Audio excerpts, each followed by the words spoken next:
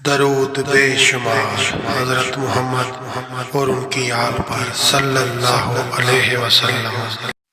السلام علیکم ورحمۃ اللہ وبرکاتہ۔ دوستو، آج کا عمل مالک ہر قسم کی رکاوٹیں، بندشیں، ناکامیاں ختم کرنے کا عمل مالک ہے۔ یہ زندگی میں ایک بار آپ نے محنت کر لی تو ساری عمر کے لیے انشاءاللہ اگر میں کہوں کہ فائدہ ہوگا تو یہ کہنا غلط نہیں ہوگا،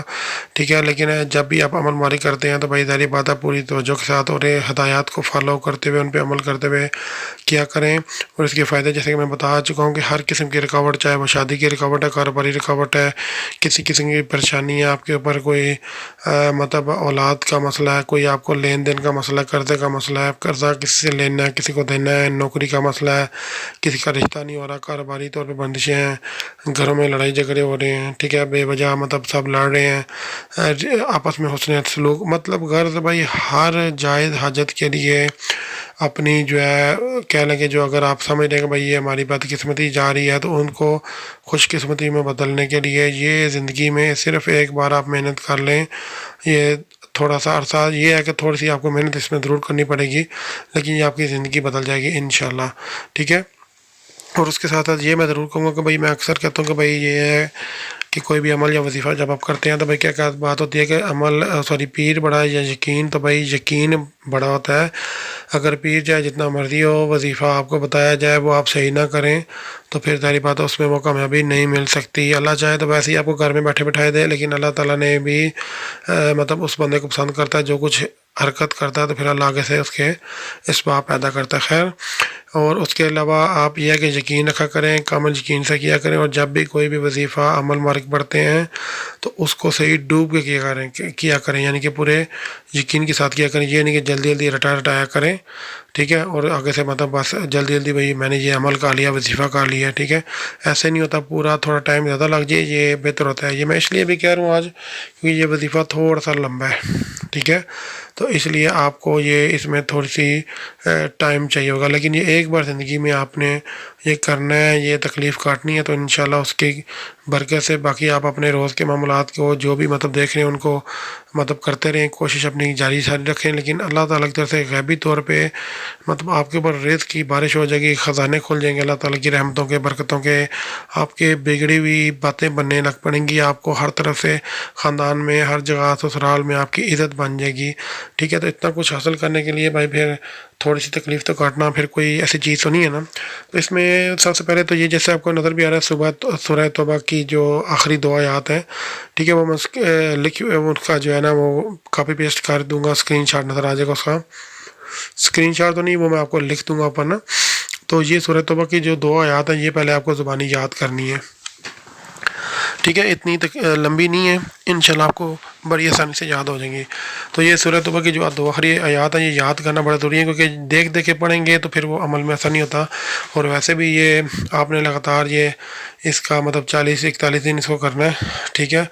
تو پھر ساری بات ہے کہ اس کے لیے آپ کو یاد ہونا بڑا ضروری ہے، ٹھیک ہے۔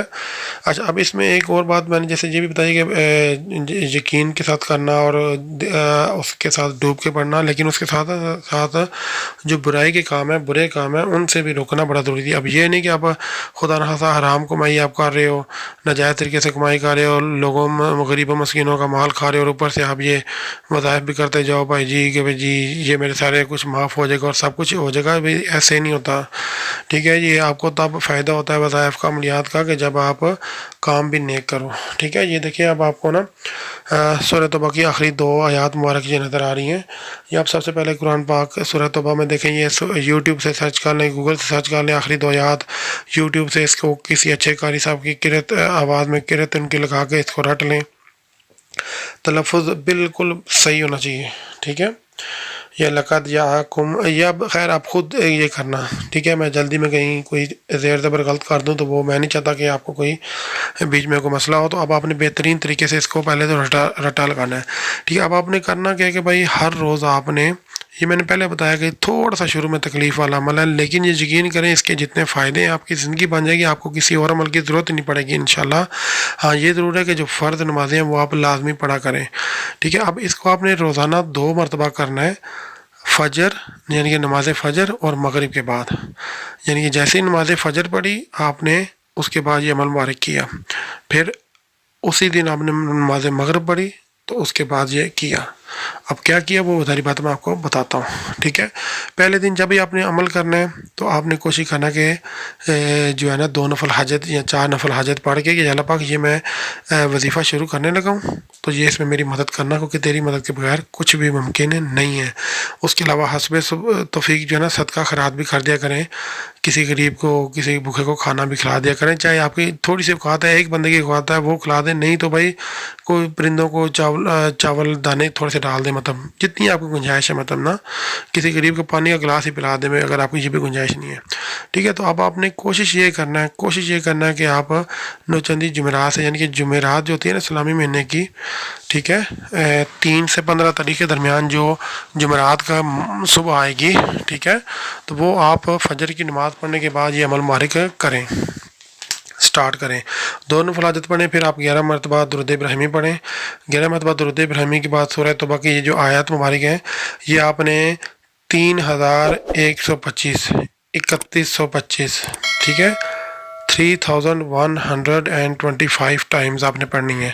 جی ٹھیک ہے، سننے میں تھوڑی زیادہ ہیں لیکن بھائی میں نے پہلے بتایا کہ اس کے فائدے یہ ہیں کہ آپ کی زندگی بن جائے گی، آپ کو اس کے بعد پھر کسی عمل کی ضرورت نہیں رہے گی.